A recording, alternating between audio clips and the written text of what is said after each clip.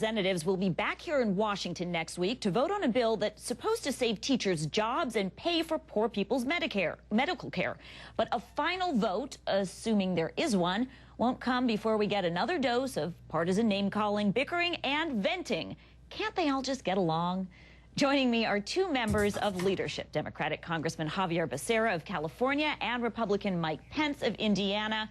Thanks to both of you for being with us. And before we get started, Congressman Pence, I'd like to play something that you said in the weekly Republican address 2 weeks ago, just before Congress went out on recess. Listen to this. With nearly 15 million people unemployed and the Pelosi-led Congress poised to take a 6-week paid vacation, the American people deserve better. So, Congressman Pence, Speaker Pelosi has cut short what you called Congress's paid vacation in favor of a bill that your leader, Congressman Boehner, says is nothing but special interest money. Do you agree that this teacher pay is a special interest bailout?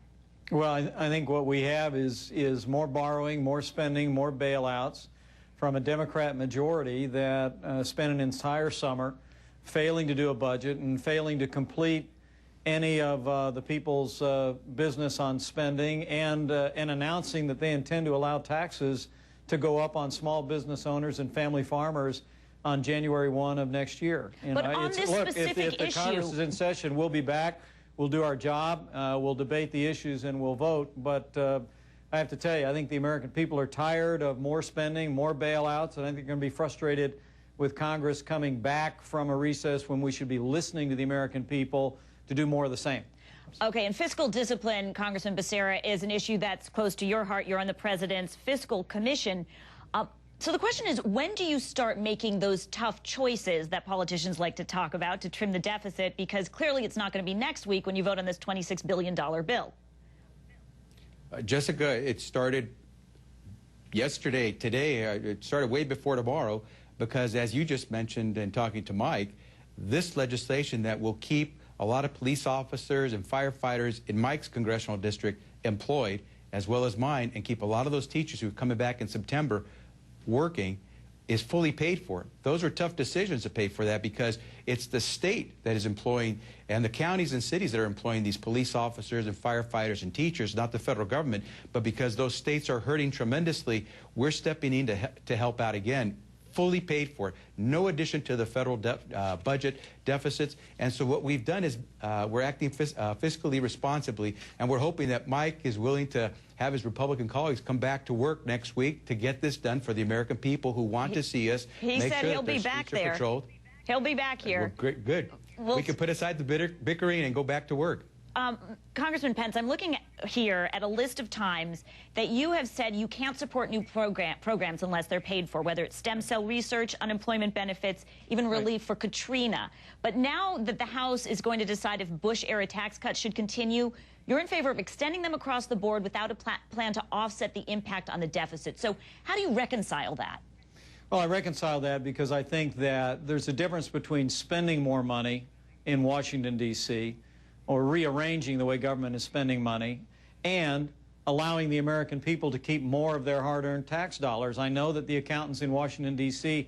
tend to view them exactly the same way, but, you know, the unbroken history of tax relief in the past, when President Kennedy had marginal rate reductions, President Reagan, President Bush, is that when you can reduce rates of taxes, or in this case, please, we're asking them to preserve the lower tax rates, and in that, create an expanded economy and even grow government revenue. Congressman Becerra, here's a new idea. We're talking about new ideas. Last week, New York Congressman Anthony Weiner lost his temper on the House floor over a bill that many Democrats thought would be a no-brainer. It should have been above partisanship. Here's what he wrote in an op-ed afterwards about it. He said, quote, "Democrats make a mistake by pretending there is a bipartisan spirit in Congress these days and would be better served by calling out Republican shams." Do you agree? Well, remember, Anthony Weiner's been working along with the New York delegation for a long time to get the relief for those brave men and women. I'm not asking about the specifics of that bill. I'm talking about the tone of bipartisanship in Washington. Is it so bad that it's time now? Right, but Jessica, understand the reason Anthony was so upset was that what should be a no-brainer bill, that should be a bipartisan bill, became a very partisan bill.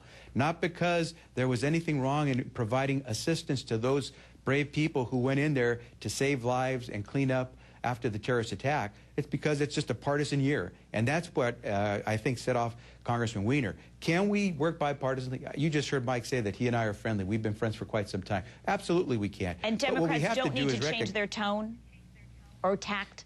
I think we have to put aside, as you said at the beginning, put aside any bickering. We should help police officers, firefighters, and teachers next week. We should also recognize that we can't return to the Bush economic policies. Mike, those are not new ideas if you're just resurrecting Bush economic policy. That's zombie economics again. We don't need that. What we need are really, truly new ideas. The tax cut that President Obama put forward gave a tax cut to 98% of Americans. The 2 top % American earners didn't get it. The Bush tax cuts gave most of the tax cuts to the wealthy 2%. We're talking about making a wholesale approach that goes towards the middle class and puts America back to work. Okay, Congressman Pence, I just want to ask you quickly before we go. You've been raising a lot of money for your colleagues, but there's also talk that you might have some interest in running in 2012. Are you going to run? Well, I'll tell you, Jessica, I'm always humbled anytime we're mentioned in any category for higher office. But here in Indiana at the State Fair tomorrow, crisscrossing the state, crisscrossing the country, my focus is entirely on electing a conservative majority to Capitol Hill in 2010, and we'll let the future take care of itself. And your governor, Mitch Daniels, is also rumored to be interested in 2012. Do you think he has what it takes to be commander-in-chief? Let me tell you what, Indiana has the best governor in America. Mitch Daniels is an outstanding leader. He'd succeed in anything he made an effort to do. All right. Thanks to both of you for being with us. I'm grateful. Thank you. Thanks, Jessica. And guess who's filling in for Rush Limbaugh next week? We'll tell you when we